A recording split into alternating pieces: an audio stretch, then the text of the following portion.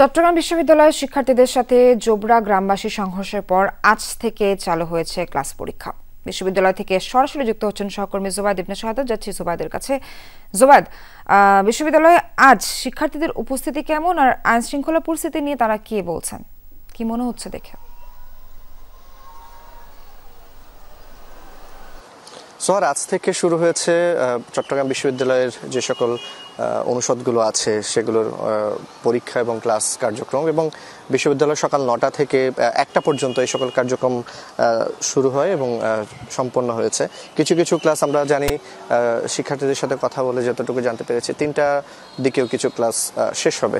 আর এর মধ্যে শিক্ষার্থীদের উপস্থিতি খুব একটা বেশি না হলেও যেটা ক্লাস চলার জন্য যতটুকু প্রয়োজন সেই পরিমাণে আমরা দেখেছি। মানে শিক্ষার্থী আছে, তবে যেভাবে অন্যান্য সময় যে শিক্ষার্থী থাকে একেবারে যেটা শতভাগ উপস্থিতি সেভাবে না থাকলেও উপস্থিতি কিছুটা আছে। তবে শিক্ষার্থীদের নিরাপত্তার ইস্যুটা নিয়ে তারা বেশ চিন্তিত। তারা বলছেন, তারা যেহেতু খুব সম্প্রতি একটি সংঘর্ষের ঘটনা ঘটেছে, এরপরে সংঘর্ষে আহত হয়েছে, এরপরে বিশ্ববিদ্যালয় কর্তৃপক্ষ সেভাবে নিরাপত্তা নিয়েছে কিনা বা আসলে কতটুকু নিয়েছে এটা নিয়ে তাদের মধ্যে শঙ্কা কাজ করছে। যদিও বিশ্ববিদ্যালয় কর্তৃপক্ষ বলছে সার্বিক দিক বিবেচনা করে তারা প্রশাসনের সাথে কথা বলে, আইন শৃঙ্খলা রক্ষাকারী বাহিনীর সাথে কথা বলে নিরাপত্তা নিশ্চিতের চেষ্টা করেছে, এবং এর পাশাপাশি যে কোনো ধরনের সমস্যায় বিশ্ববিদ্যালয় কর্তৃপক্ষকে সাথে সাথে জানালে তাৎক্ষণিক ব্যবস্থার সুযোগও রাখা হয়েছে।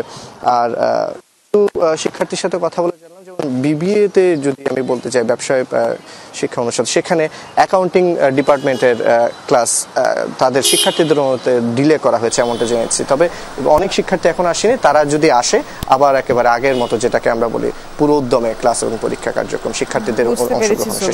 অনেক অনেক ধন্যবাদ।